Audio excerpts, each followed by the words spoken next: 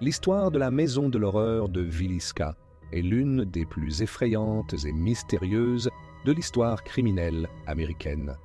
Elle fait référence à un meurtre mystérieux qui a eu lieu dans la petite ville de Villisca, dans l'Iowa, aux États-Unis, en 1912. Dans la nuit du 9 au 10 juin 1912, 8 personnes ont été brutalement assassinées dans une maison du centre de Villisca. Les victimes étaient Josiah Moore, sa femme Sarah et leurs 4 enfants, ainsi que 2 jeunes invités, Lena et Ina Stillinger, 2 sœurs. Tous ont été retrouvés dans leur lit, frappés à la tête avec une hache, dans un acte de violence impitoyable. L'attaque a été particulièrement macabre, car les victimes ont été tuées pendant leur sommeil, et l'assassin a laissé des traces qui ont suggéré qu'il avait passé du temps dans la maison après les meurtres. Le meurtrier a pris soin de couvrir les corps avec des draps, a éteint les lampes et a même utilisé un drap pour essuyer les traces de sang, ce qui montre une certaine préméditation et un sang-froid terrible.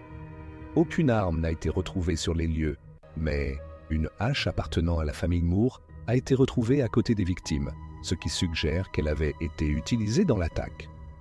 L'enquête sur le massacre de Villisca a rapidement attiré l'attention nationale, mais elle n'a jamais permis de découvrir l'identité du meurtrier. Plusieurs suspects ont été arrêtés au cours de l'enquête, mais aucun n'a été formellement inculpé. Parmi les suspects figurait Edmund R. Granis, un prédicateur itinérant qui se trouvait dans la ville le soir des meurtres, mais il n'a jamais été prouvé qu'il était impliqué. Un autre suspect potentiel était Frank Jones, un homme d'affaires local qui avait eu des conflits avec Josiah Moore. Mais là encore, les preuves n'étaient pas suffisantes pour faire une accusation. Le mystère autour du meurtre est resté intact pendant des années, avec des théories et des spéculations qui ont continué à alimenter des débats pendant plus d'un siècle. La maison aujourd'hui, la maison de Villisca, où les meurtres ont eu lieu, est devenue un lieu de pèlerinage pour les passionnés de phénomènes paranormaux et les amateurs de true crime. Elle est ouverte au public et a été transformée en musée et en site de chasse aux fantômes. De nombreux visiteurs affirment avoir vécu des expériences paranormales dans la maison, avec des témoignages de bruits inexpliqués, de phénomènes de lumière et de sensations de présence surnaturelle.